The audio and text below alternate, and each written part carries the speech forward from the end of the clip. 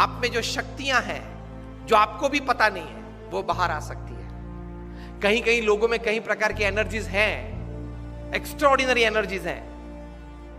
हमें लगता है कि यार ये तो हीरो है, ये तो सुपर हीरो है, लेकिन वही एनर्जीज आप में भी हैं। उसने वो एनर्जीज बाहर निकाली और आप बाहर नहीं निकाल रहे हो। 1983 का वर्ल्ड कप आप में से किसी ने देखा था? कपिल देव भारत के लिए वर्ल्ड कप लेके आए थे। First time India won a major international tournament.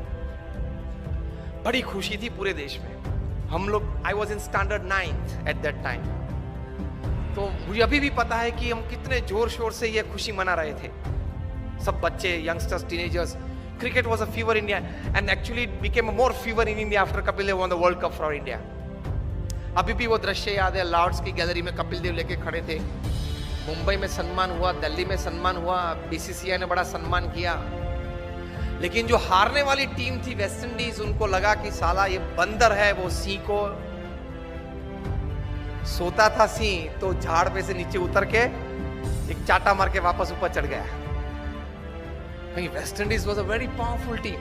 1975 की वर्ल्ड कप उन्होंने जीती थी, 1979 की वर्ल्ड कप भी उन्होंने जीती थी, और 83 की वर्ल्ड कप फाइनल में भी आ गए थे। और भारत तो उनके लिए मच्छर था, ऐसे ही क्रश कर डालेंगे। उनका एटीट्यूड बन गया था ओवर कॉन्फिडेंस का। और वेस्ट इंडीज की ये पावरफुल टीम, उन लोग, ये लोग बैलेंस करते थे। क्लाइव लॉयड जो कैप्टन थे, जिन्होंने 20 साल तक क्रिकेट जगत पे राज किया, ये मानते थे कि कोई ऑलराउंडर की जरूरत ही नहीं है। 6 बैट्समैन, 4 बॉलर और 1 विकेट कीपर। 6 में से एक भी बैट्समैन को गेंद डालना आता नहीं था, और 4 में से एक भी बॉलर को बैट्समैन बैटिंग करना आता नहीं था। Specialise in your department, that was his strategy, his thinking, but with that he ruled the cricket world for 20 years। हम लोग जानते हैं। तो 1983 के वर्ल्ड कप फाइनल में भी आ गए, इंडिया को 183 में ऑल आउट कर दिया। विव रिचर्ड्स ने 13 बॉल में 8 चौके मारे, रॉजर बिन्नी, कपिल देव और शिवलाल यादव को मिला के। इन 13 balls he hit 8 to the fence। बहुत पावरफुल बैट्समैन थे विव रिचर्ड्स।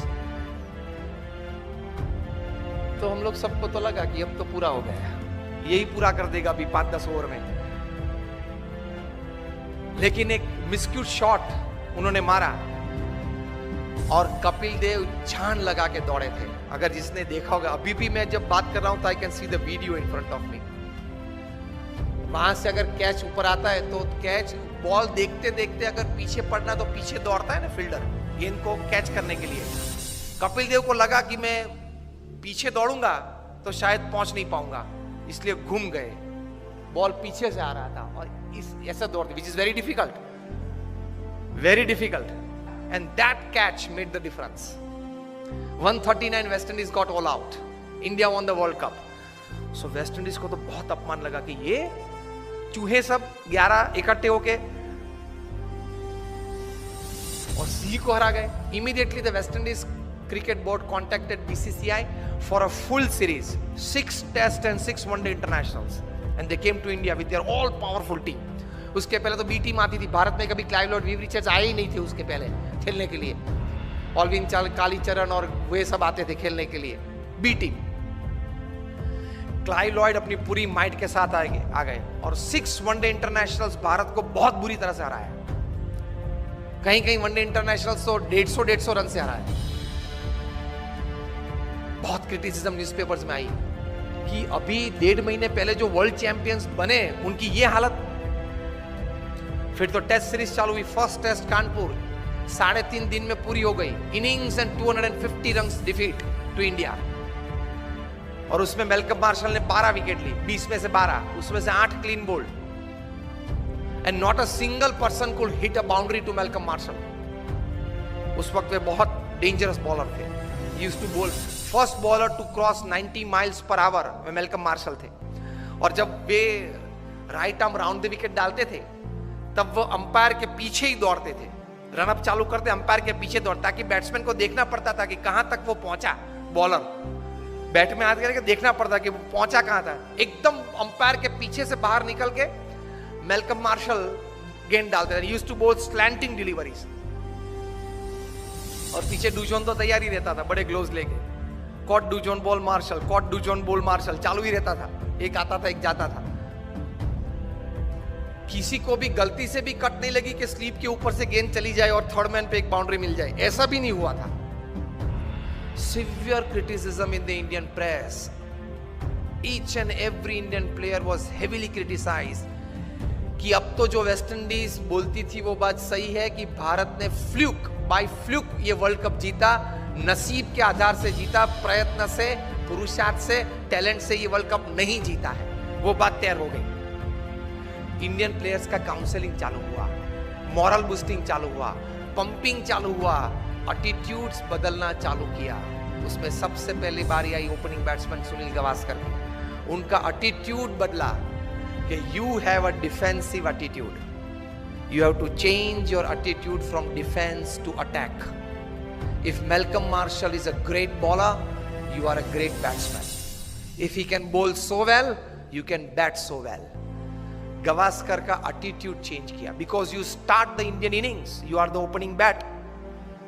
आप जिस प्रकार से खेलेंगे उस प्रकार से पूरी टीम खेलेगी, नतीजा पहले से चालू हो जाएगा।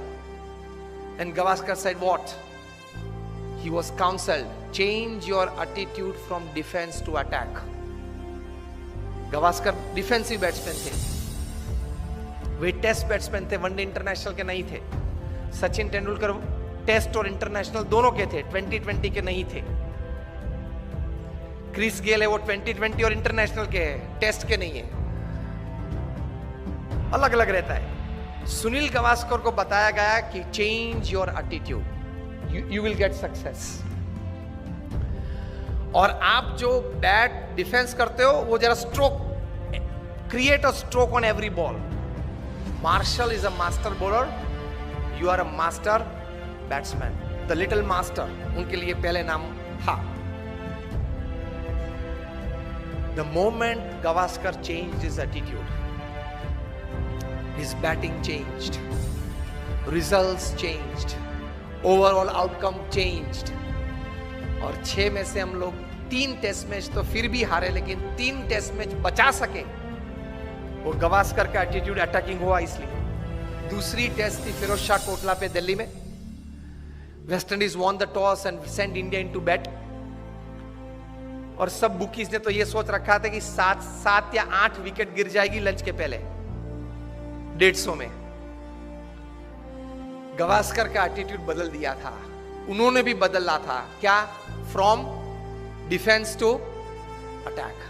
Gavaskar attacked Marshall from day 1, from ball 1, और पहले ही ओवर में गावस्कर ने 4 चौके मारे। मार्शल अपनी वेस्ट पे हाथ लगा के पिच के बीच खड़े रहे और गावस्कर के सामने देख रहे। Years later, Marshall would write in his autobiography that from Firoz Shah Kotla's innings, I could see a change in Gavaskar's attitude, and that change in attitude brought out the attacking nature in his batting, and that changed the overall result, outcome of the series. और गावस्कर ने lunch के पहले century बनाई, 107 not out.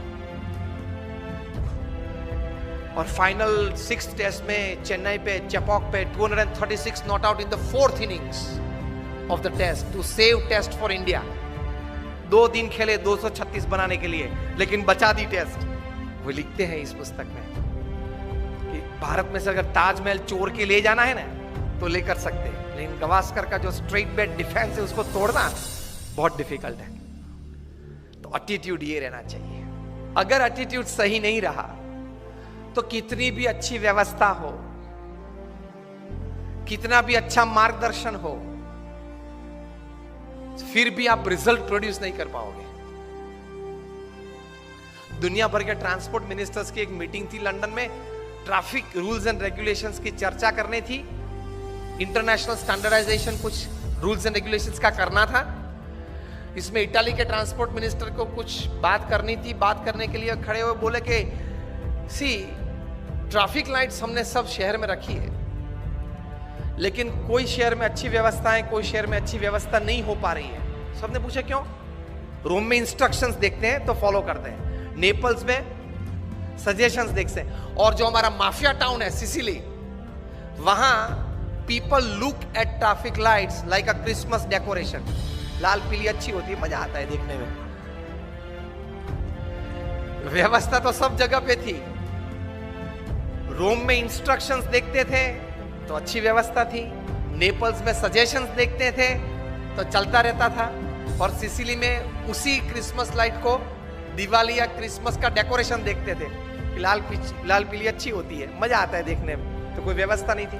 व्यवस्थाएं सब एक प्रकार की हैं, रिसोर्सेज सब एक प्रकार के हैं, लेकिन नतीजा, रिजल्ट्स पीपल के एटीट्यूड से आते हैं।